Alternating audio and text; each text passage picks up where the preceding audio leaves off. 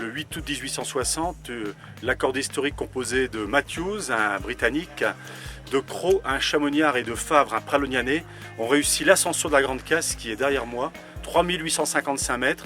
Et cette année, comme nous fêtons le 150e anniversaire de cette ascension, eh bien, il y a une cordée historique qui est partie, qu'on retrouvera certainement tout à l'heure, mais également beaucoup de journalistes, des Britanniques, l'arrière-petit-neveu de Matthews, pour une commémoration sympathique, conviviale. En partant du refuge où nous sommes ici au col de la Vanoise, c'est 1300 mètres de dénivelé, un petit peu plus que 1300 mètres de dénivelé.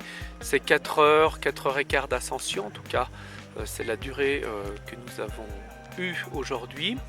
Et puis il y a des parties extrêmement raides, comme la partie des grands couloirs à 45 degrés de pente. C'est assez physique, assez technique, mais encore une fois aujourd'hui les conditions de neige nous ont aidés.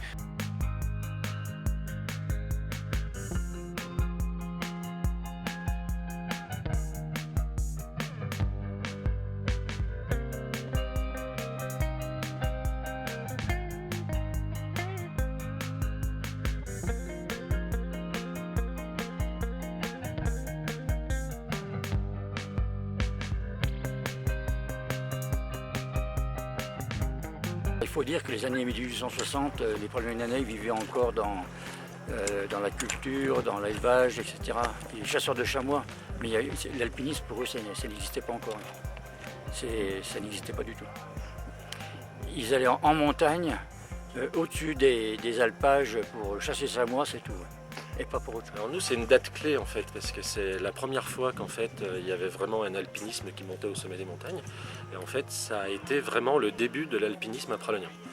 Et quelques années plus tard en fait on a eu pas mal d'Anglais qui sont venus, qui ont commencé à grimper un peu nos montagnes et derrière en fait on a développé effectivement le métier de guide, de porteur, de muletier, etc.